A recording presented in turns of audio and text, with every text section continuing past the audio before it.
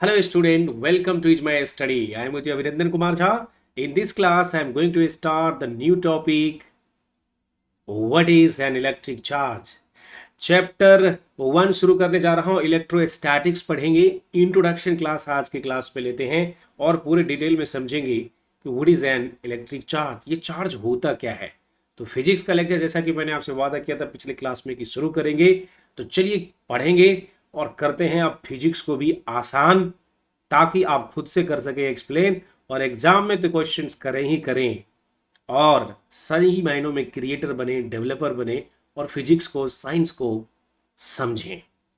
अगर आप समझ पाते हैं तो आप कुछ क्रिएट कर पाएंगे, जो पढ़ाई का अंतिम पर्पस है. तो चलिए शुरू करते हैं आज का लेक्चर.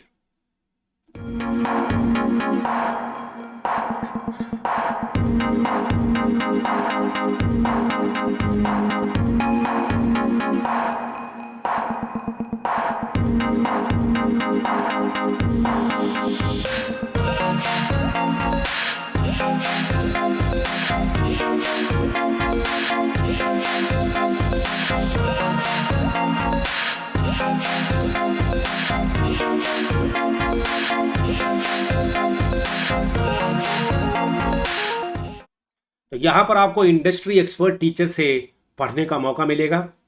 पूरे इंडस्ट्री एक्सपर्ट टीचर है. इसका कॉन्सेप्ट क्या है जानना चाहते हो तो कमेंट में लिखना. सभी अपने अपने फील्ड में बहुत ही अनुभवी हैं. कोई प्रैक्टिकली इंजीनियर है तो कोई डॉक्टर है.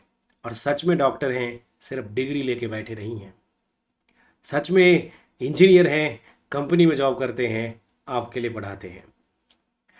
क्या पढ़ाने वाले हैं आज की क्लास में? Electric charge. चलिए पहले हेडिंग कर देते हैं.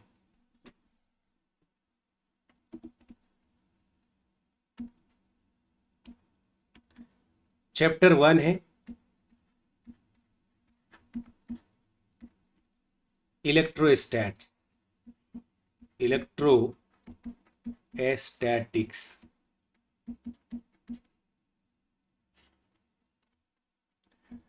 और इसमें हम जानेंगे कि what is an electric charge,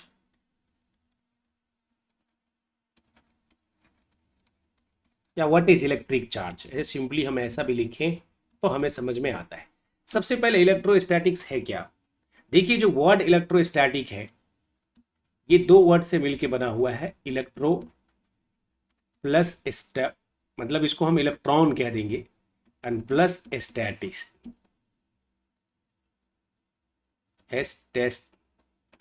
electrostatics.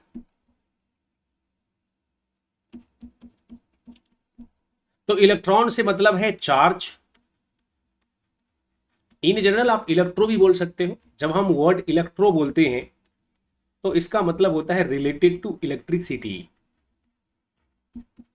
Related to electricity, electrolyte, जो भी कहना है. लेकिन पर्टिकुलरली हम इलेक्ट्रोस्टैट्स की बात कर रहे हैं तो इलेक्ट्रोसिटी बोलेंगे. स्टैटिक्स का मतलब क्या होता है? At rest. मतलब we are going to discuss here the branch of physics that deals with the charges at rest. यानी इलेक्ट्रोस्टैटिक्स में जो भी चार्ज होगा वो रेस्ट की कंडीशन में होगा, मूव नहीं कर रहा होगा, चल फिर नहीं रहा होगा. अगर मेरे बॉडी के ऊपर चार्ज है तो एक ही जगह पे इसी पे चार्ज रहेगा. यहां जो भी फेनोमेना होना है रुका हुआ रहेगा. There is no movement of the charges. तो यहां पर पहले ये डेफिनेशन भी लिख देता हूं, फिर हम आएंगे ओरिजिनल क्वेश्चन पे. The branch of physics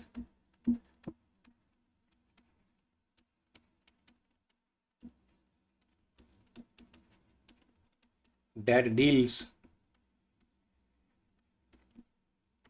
with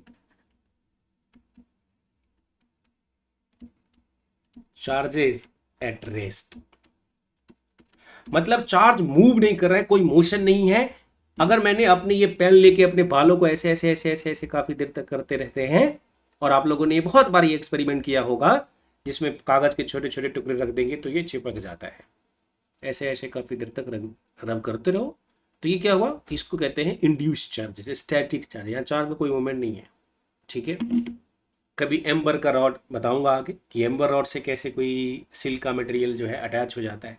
कभी आपने अपने ठंड के दिनों में स्वेटर पहना होगा और ऐसे हाथ करोगे स्वेटर के ऊपर तो चरचर की आवाज आएगी, वो स्टैटिक चार्ज है। ये जो चरचर की आवाज है स्वेटर के ऊपर, कंबल में कभी कभी चरचर ऐसे लाइट भी जलता है, so that is the static charge. अब सवाल उठता है कि सर ये चार्ज होता कैसे है, कहां से आया ये चार्ज, कैसे आ गया अचानक से, इसका ओरिजिन क्या है। तो हमारे पूर्वज बैठे हुए थे, मैंने इजाद नहीं किया है, पूरे यूट्यूब क्या पूरे दुनिया में कोई भी चीज। यहां पर दो तरह के लोग होते हैं, एक जो क्रिएटर होते हैं ओरिजिनल, जैसे न्यूटन है, आइंस्टाइन है, वो लोग सच्चे महान आत्मा है जिन्होंने रिसर्च करके हमें कुछ दिया है और आज हम पढ़ा रहे हैं। हम तो ट्यूटर हैं, टीचर हैं। और वो टीचर जिन्होंने कुछ इजाद नहीं किया है वो सिर्फ सिखाने वाले हैं, महान आत्माओं में से नहीं है, ये मेरा मानना है। समझ आ रहा है? खैर चलिए, मैं उसकी अगेंस्ट मतलब नहीं बोल रहा हूँ कुछ भी, लेकिन महान आत्माओं में न्यूटन है, आइंस्टाइन है, जिन्होंने सही मायनों में दिया है कुछ। न्यूटन ने एक खतरनाक का लॉ दिया था, आप सबको पता है, ग्रेविटेशन पढ़ के आए। तो हमारे पूर्वजों ने क्या सोचा, हमारे पूर्वजों ने सोचा कि भाई, पूर्वज जब मैं कहता हूं तो हमारे कोई भी पूर्वज, चाहे वो पूरी दुनिया के पूर्वज की बात करूं जो बहुत पहले दे चुके हैं, जैसे न्यूटन है, ठीक है। अब ब्लड रिलेशन में मत चला जाना। So the branch of physics that deals with the charge at rest, हम चार्ज को रेस्ट में डिस्कस करेंगे। अब इलेक्ट्रिक चार्ज में क्या करते हैं, हमारे पूर्वज बैठे थे, उन्होंने बोला कि भाई देखो, ये एक ऑब्जेक्ट है और ये दूसरा ऑब्जेक्ट है, अगर इसका मास m1 है और इसका मास m2 है और दोनों के बीच का जो सेंटर डिस्टेंस है अगर r है, तो इसके बीच में फोर्स ऑफ अट्रैक्शन लगता है। ये किसने कहा था?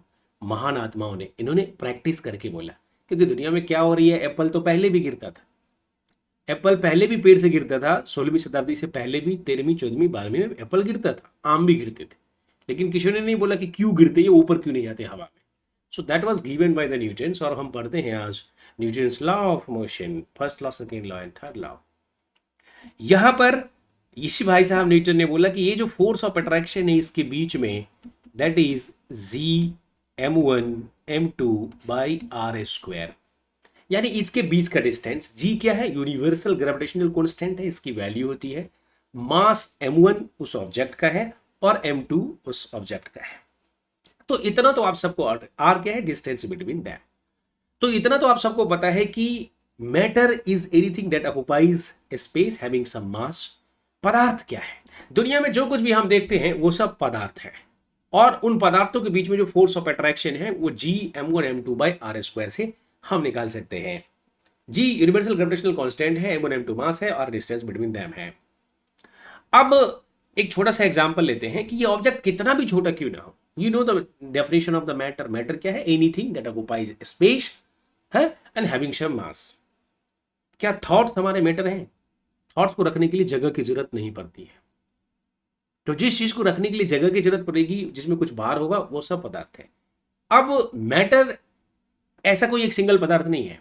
Matter is made up of very tiny particles, जो क्लास 10 तक पढ़ के आए हो। देखो, जो पढ़ के आए हो मैं उसी से पढ़ा रहा हूं, उसी को लेके आगे बढ़ रहे हैं, और तब आप सीख पाओगे। It is a journey of known to unknown, it is never unknown to known. जो आप जानते हो उसी को लेके आगे बढ़ रहे हैं। तो यहां पर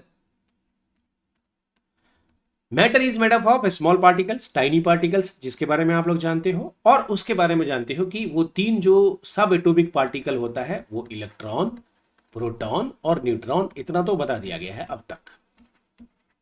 हालांकि ये इलेक्ट्रॉन, प्रोटॉन, न्यूट्रॉन भी और फर्दर सब एटॉमिक पार्टिकल, इसको हम सब एटॉमिक पार्टिकल कहते हैं।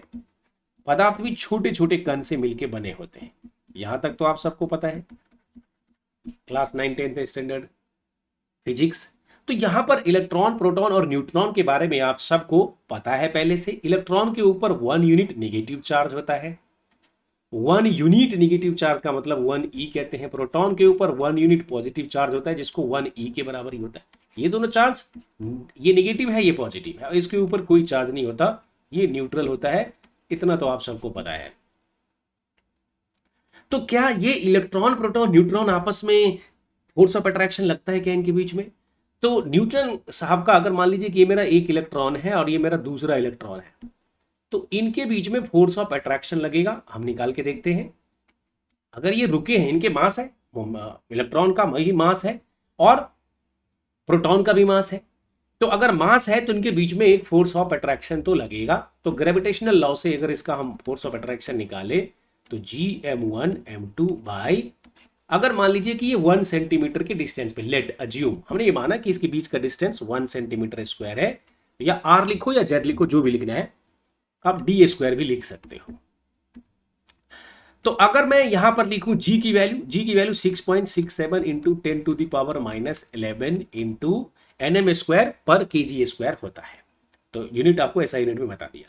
अब mass of electron 9.1 into 10⁻⁻31 10⁻⁻1 KG होता है, ये आपको पता है। और दोनों सेम मास है क्योंकि इलेक्ट्रॉन है, mass will be same, so it will be the square here. Now what is the distance between them? 1 centimetre. तो चूंकि सेंटीमीटर है तो इसको मुझे 1 सेंटीमीटर को मैं लिख सकता हूं 0.01 मीटर, और यहां पर 0 पॉइंट ऐसा यूनिट में सब ले लेते हैं, इसका स्क्वायर करेंगे। जब इसको सिंप्लीफाई करोगे तो एक फोर्स आता है, इसको कैलकुलेटर से कैलकुलेट करके देखना। अब वहां से मेरे से कैलकुलेशन मत कराओ, यानी 5.5 इंटू 10⁻⁻67, मतलब इतना कम, 10⁻⁻67 न्यूटन का जो है इसके ऊपर फोर्स लगा। इतना न्यूटन कितना लगा? 5.5 इंटू, क्योंकि देखो ना ये 62 तो यही हो जाएगा, फिर उसमें 11 और जुड़ जाएंगे और फिर ये 4 माइनस हो जाएगा, ठीक है। तो 67 के ऑर्डर में आता है, that is more than sufficient. So here what you have understood it, कि ये फोर्स बहुत ही नेग्लिजिबल है, 0.0000000, so that can be, even the mass is itself very small, negligible, 0.00031 times, so force is also very small, but there is a force of attraction। लेकिन देखा यह गया कि ये दो इलेक्ट्रॉन जो आपस में यहां पास पास बैठे थे, वो एक दूसरे को अट्रैक्ट नहीं कर रहे, रिपेल कर रहे हैं, धक्का दे रहे हैं, कह रहे हैं कि तू दूर जा और तू दूर जा, यानी यहां पर क्या हो रहा है? रिपेल हो रहा है दो इलेक्ट्रॉन में।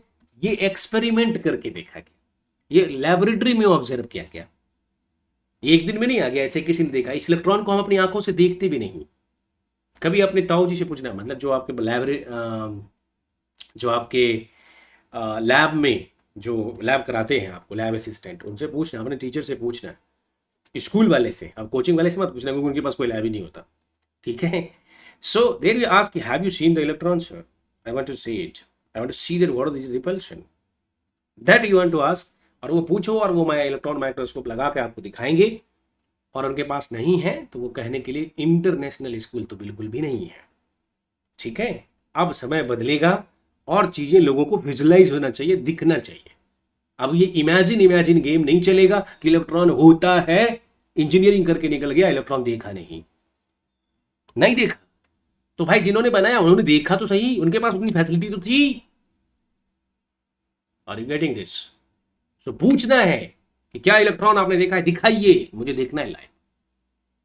इंटरनेशनल स्कूल और लैब में एक इलेक्ट्रॉन दिखाने के भी समान नहीं है, ओके। एनी हाउ, तो यहां पर हम देख रहे हैं कि दो इलेक्ट्रॉन के बीच में रिपल्सन, ये हमारे पूर्वजों ने बोला रिपल्सन। मैं इसका स्पेलिंग ठीक कर देता हूं। शेयर वी सी कि अगर रिपल्सन हुआ है तो यहां पर कोई ऐसा नेचर तो है जो इस दोनों को रिपेल कर रहा है, कोई ऐसा चार्जेज है, कोई ऐसा फोर्स है जो इसको रिपेल कर रहा है, और उस फोर्स का मैग्नीट्यूड भी देखा गया जो इससे काफी ज्यादा है, 2.3 इंटू 10⁻⁻24 न्यूटन, ये फोर्स ऑफ रिपल्शन है। तो जो ग्रेविटेशनल फोर्स है, जो न्यूटन साहब ने बोला था कि because of their mass everybody on the universe attracts other object with a force directly proportional to their product of the masses and inversely proportional to the distance between them, that is the universal law of gravitation, and if you remove the possibility you get the constant capital G m2/r square। बहुत सारे लोग तो gravitation वगैरह पढ़ाऊंगा सब, जो 11th में, तो मैं 12th की क्लास ले रहा हूं, वो सारे वीडियोस भी आपको मिलेंगे। लेकिन जी की तैयारी कर रहे हो, मेंस की तैयारी कर रहे हो, नीट की तैयारी कर रहे हो, सबके लिए काम आने वाला है। तो यहां पर मैं कह रहा हूं कि 2 इंटू 10⁻24 न्यूटन का ये फोर्स लगा। ये फोर्स ज्यादा है या कम है? अगर आप देखोगे ध्यान से तो ये फोर्स बहुत ही कम है, उसके कंपैरिजन में ये वाला ज्यादा है, ये ज्यादा है। अगर हम इसको डिवाइड कर दें तो कितना फैक्ट टाइम्स है वो भी आपको पता चल जाएगा। मैं फ्रैक्शन को छोड़ दो, ये वाला टर्म, सिर्फ ये 10⁻16 है जो कि पहला वाला था, और नीचे वाला -10⁻16 है। तो मतलब ये पहला फोर्स जो ग्रेविटेशनल फोर्स है और ये जो रिपल्सन वाला फोर्स है, ये वाला फोर्स है, इसका हम रेशियो भी निकाल सकते हैं।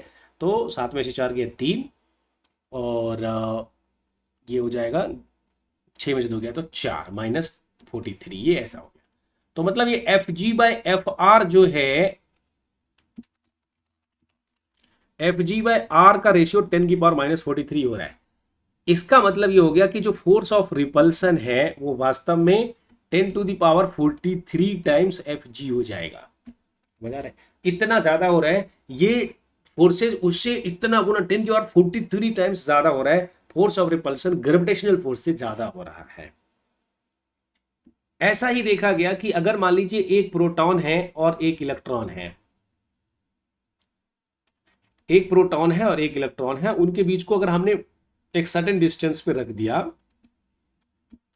से, तो इनके बीच में जो फोर्स ऑफ अट्रैक्शन लगेगा, जो ये मतलब ये प्लस नेचर के हैं, ये माइनस नेचर के हैं, ये आपको पता है, ये डिक्लेयर है। तो इसमें ये नहीं कि ये प्लस क्यों हो गया, माइनस कैसे आया, छोड़ो बाद में, आपको पता है पहले से प्रोटॉन पॉजिटिव होता है।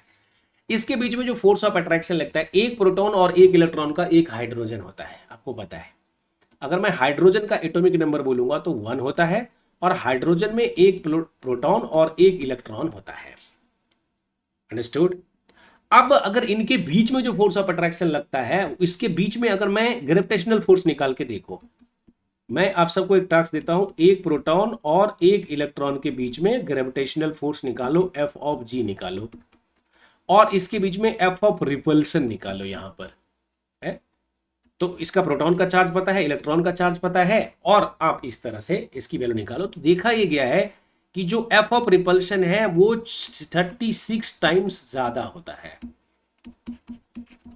36 गुना ज्यादा है। मतलब तो कई बार हमें दिखता है कि ये चार्जेस जो जनरेट हुआ है, अभी इंड्यूसिंग चार्ज पे भी आऊंगा, इलेक्ट्रिसिटी जनरेशन वाला। Understood? So here we see that the charges, even though it seems that very small, but having the greater magnitude than the gravitational force acting between them, right? So there is one force that is acting really between the charged particle, right, is called as the electrostatic force. तो जिस तरह से gravitational force है, ठीक उसी प्रकार से for charge particle also, अगर दो चार्ज है C1 और C2, कुछ भी इसका हम नाम दे सकते हैं, तो इनके बीच में अगर R का डिस्टेंस है तो इनके बीच में भी एक फोर्स लगता है। अब ये फोर्स का मैग्नीट्यूड कैसे आएगा वो मैं अगले क्लास में बताऊंगा, वो कूलम्ब्स लॉ से आता है। कौन से लॉ से? कूलम्ब्स लॉ से, तो अलग से देंगे। लेकिन here at this time we can say that the force of attraction between the opposite charges या फोर्स ऑफ रिपल्सन, ये चार्ज पार्टिकल के बीच में लगता है, that is called as the electrostatic force. So जो इलेक्ट्रोस्टैटिक फोर्स है is the either force of attraction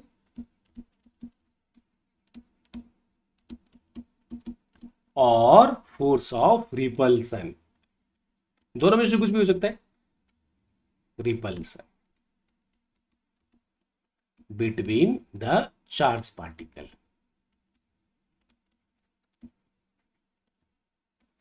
how to find that magnitude, that will see, that is given by the Coulomb's law. जैसे हमने Newton's law second law में देखा ना, F = ma, तो उन्होंने बोला कि जिस तरह फोर्स लगे उस तरह एक्सेलरेशन होगा और मैग्नीट्यूड निकाला हमने वो चीजें। तो ठीक इसी प्रकार से this observation, this law have the mathematical treatment and that is the gravitational, that is the from the Coulomb's law. तो यहां तक समझ में आ गया। तो अब हम देखते हैं कि चार्ज पार्टिकल के बीच में भी एक फोर्स लगेगा अगर अपोजिट चार्ज होगा। क्या होगा? अगर अपोजिट चार्ज होगा तो उसके बीच में प्लस और माइनस, ये दोनों अपोजिट चार्ज है, तो इसके बीच में अट्रैक्शन होगा। और अगर सेम चार्ज है तो इसके बीच में रिपल्सन होता है? चाहे वो प्लस प्लस का भी हो, तो ये सेम चार्जेज है तो सेम चार्ज में रिपल्सन होता है। ये अपोजिट चार्ज है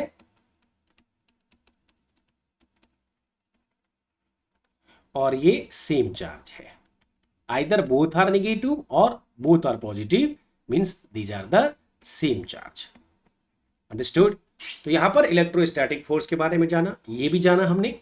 अब मैं आप सबको बताता हूं हियर कि मास ऑफ जो है इलेक्ट्रॉन तो हमने बता दिया, चार्जेस जो होता है इलेक्ट्रॉन, प्रोटॉन और न्यूट्रॉन पे कितना कितना होता है, तो ये आप सबको पहले से पता होगा।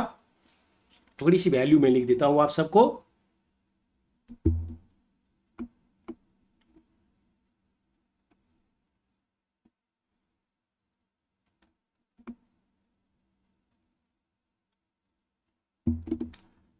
ये इतना तो बेसिक आप सबको पता होगा कि मास ऑफ इलेक्ट्रॉन तो मैंने ऑलरेडी लिख दिया था, 9.1 इंटू 10⁻31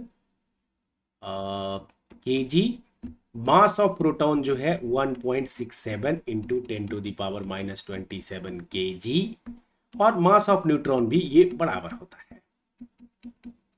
तो ये हो गया। चार्जेस के बारे में अगर हम बात करें तो मास तो पदार्थ है तो मास तो होगा। चार्जेस के बारे में बोला कि 1 इलेक्ट्रॉन जो है, एक इलेक्ट्रॉन के ऊपर जो चार्ज होता है 1.6 इंटू 10⁻19 कूलम। एक इलेक्ट्रॉन के, एक प्रोटॉन के ऊपर जो चार्ज होता है वो आप सबको पता है, ये निगेटिव में होता है, ये पॉजिटिव में होता है, 1.6 इंटू 10⁻19 कूलम। तो ये प्लस में होता है, चार्जेस सेम है। और न्यूट्रॉन के ऊपर क्या होता है? No charge. न्यूट्रॉन के ऊपर इतना तो पता ही है, नो चार्ज, राइट।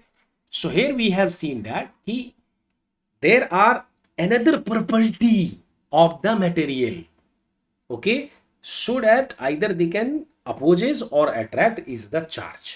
वो चार्ज एक अलग ही प्रॉपर्टी है, ठीक है। जैसे मास होता है ठीक उसी प्रकार चार्ज जो है एक दूसरा प्रॉपर्टी आया। समझ में आया? अब ये चार्ज जो प्रॉपर्टी होता है ये आता कैसे है, जनरेट कैसे होता है, इसके बहुत सारे वेज हैं। ओके, जब हम दो, एक इंडक्शन इलेक्ट्रिसिटी के बारे में हम बात करते हैं, जब हम दो सरफेस को रब करते हैं तो उसमें भी चार्जेस होता है, और वो होता है because of the resistance to the, because of the its resistance. जितना ज्यादा रेजिस्टिव फोर्स होगा उतना ही ज्यादा चार्जेस होता है, ठीक है।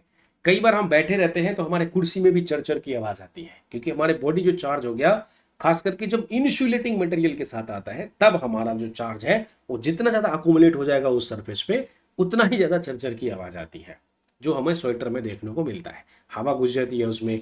जो सूती कपड़े होते में ज्यादा चर्चे ज्यादा नहीं होता, ठीक है। लेकिन जो सूती कपड़े नहीं है, जो स्वेटर जिसमें हवा वगैरह घुसा रहता है, ज़्यादा इंसुलेशन रहता है, तो वहाँ पर ज़्यादा इंसुलेशन की वजह से, मतलब गर्मी की वजह से उसमें ज़्यादा चरचर की आवाज़ आती है, ज़्यादा चार्जेस एक्यूमुलेट होता है, ठीक है।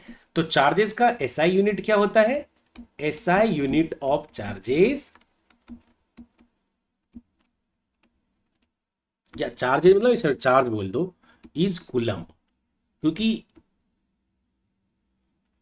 ये जो कूलम है ये साइंटिस्ट के नाम पे ही दिया गया, इसको कैपिटल सी से डिनोट करते हैं। It is denoted by capital C. तो एक कूलम का मतलब क्या होता है? What is the meaning of 1 coulomb? What is the meaning of 1 coulomb?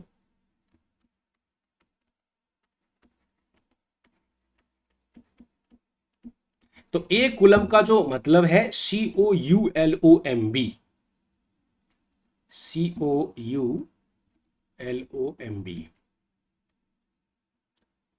मैं इसके स्पेलिंग को ठीक कर देता हूं, COULOMB, कूलम, और कैपिटल सी से डिनोट करते हैं। What is the meaning of 1 coulomb? तो देखो, कूलम का मीनिंग क्या होता है? जब किसी भी कंडक्टर से या किसी भी सबस्टांस से हम कहते हैं 1 एम्पियर का करंट 1 सेकेंड के लिए पास करता है। व्हेन 1 कूलम, ऐसा लिख सकते हो, 1 coulomb is equal to 1 coulomb is equal to the passage of 1 ampere, AMP लिखता हूं, 1 ampere of electric current through for 1 second।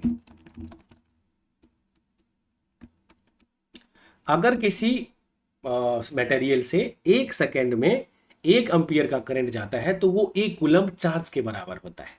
तो एक जनरल रिलेशन है कि Q इज इक्वल टू क्या होता है, IT। Q is equal to ऐसा लिखते हैं I इंटू टी, यानी जो हमारा करंट होता है, वो भी बताऊंगा आगे जब करंट इलेक्ट्रिसिटी पढ़ाऊंगा, चार्ज अपॉन में टाइम। लेकिन चार्ज क्या होता है, अगर 1 एम्पियर का करंट 1 सेकेंड के लिए पास हो जाए तो हम उसको चार्ज कहते हैं, यानी एम्पियर सेकेंड भी कह सकते हैं इसको, एम्पियर सेकेंड भी कह सकते हैं। ये कूलम्ब होता है। कूलम्ब का छोटा यूनिट जो होता है वो माइक्रो कूलम्ब होता है।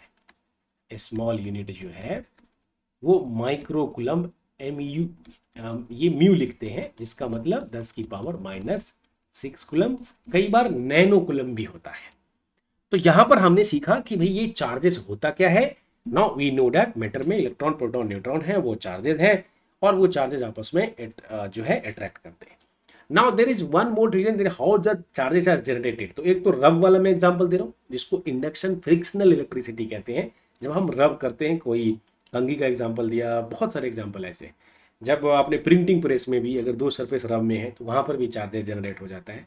ऐसे दुनिया भर के एग्जांपल है जहां 2 सरफेस अगर कॉन्टेक्ट में आ गए हैं, ठीक है, तो वो अगर वहां पर मूवमेंट है तो वहां चार्जेस जनरेट होगा। It is somehow related to the frictional. और चूंकि बॉडी रुका हुआ है वहां पर चार्ज, ऐसे नहीं कि रोक के रखे हो तो चार्जेस होगा, थोड़ा बहुत इसके बीच में तो मूवमेंट है, या रुका भी रहेगा, टच में भी रहेगा, तब भी चार्ज होने की संभावना है।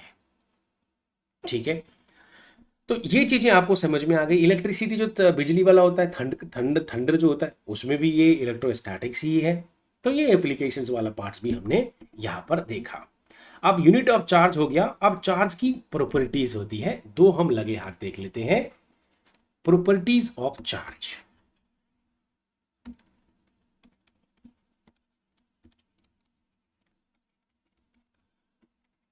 प्रॉपर्टीज ऑफ चार्ज या प्रॉपर्टीज ऑफ चार्ज, मतलब 2 ही है। चलो ठीक है, इसको मैं कर देता हूं,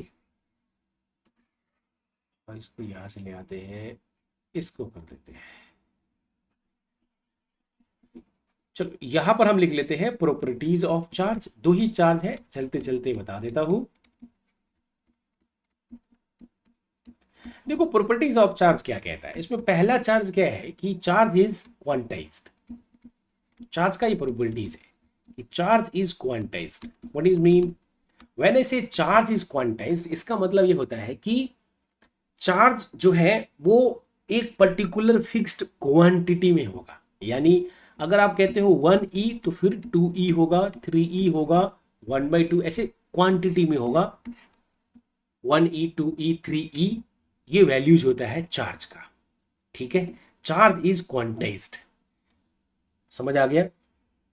तो कभी भी चार्ज जो है आपको क्वांटिटी में मिलेगी, और एक पैकेट जो होता है ना, एक पैकेट्स के फॉर्म में होता है।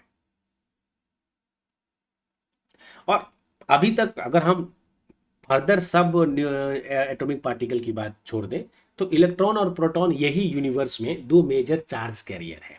ओके, सो दीज आर, मतलब ये होता है कि क्या हमारा चार्ज जो है इसमें फ्रैक्शन में हो सकता है, 1/2e हो सकता है, नहीं हो सकता। It should be always the integral multiple, integral multiple of E। और 1e का मतलब 1 इलेक्ट्रॉनिक चार्ज, 1e का मतलब क्या होता है, इलेक्ट्रॉनिक चार्ज, या सिंपल e लिखो, दोनों का मतलब 1.6 इंटू 10⁻⁻19 कूलम्ब।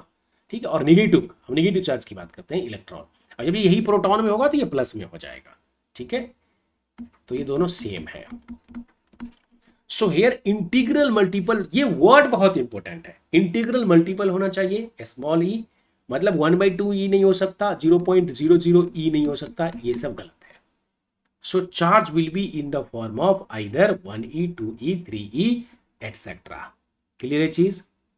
तो अगर मान लीजिए किसी पे, तो यहां पर एक बात करते हैं, हम नेट चार्ज की बात करते हैं। क्यों कि अगर मान लीजिए कि ये एक ऑब्जेक्ट है, इसके ऊपर एक इलेक्ट्रॉन है, 1 इलेक्ट्रॉन और 1 प्रोटॉन, तो इसके ऊपर जो नेट चार्ज है वो हो जाएगा 1e प्लस एक प्रोटॉन का मतलब होता है, ये माइनस का 1e होगा, एक प्रोटॉन का मतलब 1e होता है। तो इस तरह से जीरो चार्ज होगा इसके ऊपर। अगर किसी ऑब्जेक्ट में 2 इलेक्ट्रॉन है और एक प्रोटॉन है, तो देखो इसमें नेट चार्ज कितना होगा, 1p मतलब एक, नेट चार्ज कितना होगा, 2 इलेक्ट्रॉन का मतलब -2e और एक प्रोटॉन का मतलब 1e, तो इसका मतलब -e हो जाएगा। Are you getting this? तो इस तरह से हम बता सकते हैं कि नेट चार्ज क्या होगा। Net charge means the summation of the charges. So electron के ऊपर नेगेटिव, प्रोटॉन के ऊपर पॉजिटिव ऐड कर देंगे। अगर 2 से ज़्यादा होगा तो इलेक्ट्रॉन, जो भी प्रोटॉन होगा, नंबर ऑफ प्रोटॉन का चार्जेस और नंबर ऑफ इलेक्ट्रॉन का charges is the net charges. ये इसका फॉर्मूला होता है जो मैंने आपको बताया। ठीक है, तो हम नेट चार्ज भी निकाल सकते हैं, क्वांटाइज्ड होगा, ये भी हमें पता चल चुका है। अंडरस्टूड? अब सवाल होता है कि चार्ज जो है कंजर्व्ड होता है, जरा इसके बारे में देखते हैं। दूसरा प्रॉपर्टीज क्या है इसमें कि चार्ज इज कंजर्व्ड। जिस तरह से मास के बारे में पढ़ा था हमने, ठीक उसी प्रकार मास में कौन सा रूल लग जाता है, ग्रेविटेशनल, यूनिवर्सल ग्रेविटेशनल लॉ, जिसको न्यूटन्स लॉ ऑफ ग्रेविटेशन बोलते हैं। लेकिन चार्ज में लगता है कूलम्ब्स लॉ, आइसोलेशन। जब तक अगर कहीं बाहर से आ रहा है चार्जेस तो वहां कंजर्वेशन की बात नहीं करेंगे। अगर बाहर से कहीं कुछ नहीं आ रहा है और एक सिस्टम में जितना भी चार्ज होगा वो एक समय पे उतना ही चार्ज होगा। Okay, it is possible to create और destroy charge particle but it is not possible to create और डिस्ट्रॉय नेट चार्ज। लेकिन एक बात यहां पर मिस कंफ्यूजन होता है लोगों के बीच में कि जब हम कहते हैं मास can neither be created nor be destroyed, it can be transfer from, अच्छा वो एनर्जी का फार्मूला है, मिक्स मत करना, ये ना एनर्जी का मिक्स मत करना। चार्ज का मतलब यहां पर होता है, जब हम कहते हैं charge, net charge of A system is always constant. जब हम चार्ज कहते हैं तो net charge of an isolated system is always conserved, ये वर्डिंग करेक्ट है। तो इसका मतलब हम एनर्जी की बात नहीं कर रहे हैं, हम चार्जेस की, मतलब हम यहां पर चार्जेस क्रिएट कर सकते हैं। Yes, charges can be created, can be destroyed, charges can be created and destroyed also, हम डिस्ट्रॉय भी कर सकते हैं, but net charge will B conserved, net charge will B conserved.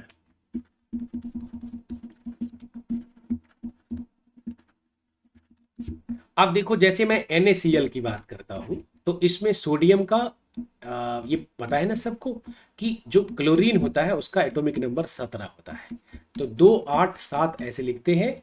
मतलब ये क्या करता है कि ये हमेशा कोशिश करता है कि इसको लुटेरा ग्रुप में बोलते हैं, ये हमेशा चाहता है कि एक इलेक्ट्रॉन हमें मिल जाए। तो सोडियम एक इलेक्ट्रॉन देता है और ये मिलता किसको है, इसको मिल जाता है।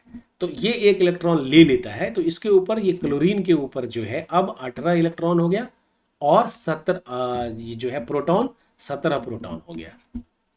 कब, जब उसने एक इलेक्ट्रॉन ले लिया। और सोडियम क्या होता है, 11 होता है, लेकिन ये अब जब एक इलेक्ट्रॉन दे दिया है तो 2 8 में है। ठीक है, तो इसके ऊपर हो गया कि इलेक्ट्रॉन तो उसके ऊपर 11 से अभी 10 इलेक्ट्रॉन हो गए और 11 प्रोटॉन है। प्रोटॉन चेंज नहीं होता, इलेक्ट्रॉन ट्रांसफर होते हैं, ये भी आपको पता है। तो यहां पर जो नेट चार्ज है इसके ऊपर प्लस का दिखाई देगा, क्योंकि 11 प्रोटॉन मतलब 11 पॉजिटिव और 10 इलेक्ट्रॉन मतलब 10 नेगेटिव, तो ओवरऑल एक पॉजिटिव, तो इसके ऊपर एक बिंदी दिखाई देती है। अब इसके ऊपर 18 इलेक्ट्रॉन है, मतलब 18 रुपया नेगेटिव का और 17 रुपया पॉजिटिव का, तो इसके ऊपर नेगेटिव ज्यादा है, इसलिए इसके ऊपर एक बिंदी दिखाई देता है। और यही वजह है कि हम Na प्लस और Cl माइनस लिखते हैं, क्योंकि Na के पास जो नेट चार्जेस है, Na ने क्या किया, चार्जेस को क्रिएट और डिस्ट्रॉय किया है। Na ने चार्जेस दिया है, चार्जेस को ट्रांसफर किया है, लेकिन जो नेट चार्ज है वो उतना ही रहा, प्लस और माइनस, ओवरऑल ये न्यूट्रल ही है। 1 प्लस और 1 माइनस, इसके ऊपर नेट चार्ज 0 है, मतलब एक पॉजिटिव और एक नेगेटिव, मतलब ये जो सब्सटेंस NaCl है इसके ऊपर नेट चार्ज क्या है, 0 है। ठीक है, सो in this class you have learned about that what is the charges. Subatomic particle, electron, proton and neutrons, they can either attract or repel depending upon whether it is same charges or opposite charges, same charges के बीच में repulsion होगा और opposite charge के बीच में force of attraction होगा। Charges का जो फोर्सेज है वो कैसे निकालते हैं, कूलम्स लॉ से निकालते हैं, जो अगले क्लास में पढ़ेंगे। और जब मास की वजह से फोर्स होता है वहां पर यूनिवर्सल लॉ ऑफ ग्रेविटेशन होता है, वो फॉर्मूला ऑलरेडी पढ़ चुके हो, F is equal to capital G m1 m2 by r square, और capital G is universal gravitational constant 6.67 into 10 to the power minus 11 nm square पर kg स्क्वायर। समझ आ रहा है? चार्जेस जनरेट कैसे होता है, तो जब हम स्टैटिक्स की बात कर रहे हैं तो यहां पर जब दो बॉडी को हम रब करते हैं, ऐसे फिराते हैं, तो ये इलेक्ट्रॉन का ट्रांसफर होता है। ठीक है, जैसे हमने एबोनॉट की रॉड को सिल्क से लगाया, एम्बर को सिल्क से लगाया, कंघी को, पेन को ऐसे बालों में लगाया और पेपर के छोटे टुकड़े को चिपकाया, तो ये सब चार्जेस का एग्जाम्पल। स्वेटर का चरचर होना एग्जाम्पल है, कंबल में कभी कभी करंट दिखाई देना, छोटे बच्चे डर लगता है तो, या फिर अजीब सा लगता होगा, जो भी है, ये सब इलेक्ट्रोस्टैटिक चार्जेस के बारे में। इलेक्ट्रोस्टैट है क्या, इलेक्ट्रॉन प्लस स्टैटिक, मतलब चार्ज स्टैटिक में है, रेस्ट में है, मूव नहीं कर रहा है, उस ऑब्जेक्ट पे ऐसे पड़ा हुआ है चारों तरफ इस बॉडी के ऊपर। ठीक है, so we have understood here what is electrostatics, और electrostatic is the branch of physics in which the charges is studies. Okay, charges के बारे में पढ़ते हैं और जो रेस्ट में होता है, चार्जेस फोर्स भी लगाते हैं, इसके बारे में हम अगले क्लास में देखेंगे। So in the next class we are going to study Coulomb's law. चलिए, तो दोस्तों कैसा लगा मेरा ये आज का लेक्चर? अगर अच्छा लगा है तो चैनल को एक लाइक कर दीजिएगा, और अभी तक सब्सक्राइब नहीं किया है तो कर लीजिए, पैसा तो लगता नहीं है। अगली क्लास में हम आएंगे एक और नई वीडियोस के साथ, जिसमें हम करेंगे कूलम्स लॉ के बारे में। मेरा ये लेक्चर कैसा लगा, अच्छा है बुरा, कोई सजेशन है तो वो दीजिएगा, कमेंट में जरूर लिखिएगा। Thank you, see you in the next class.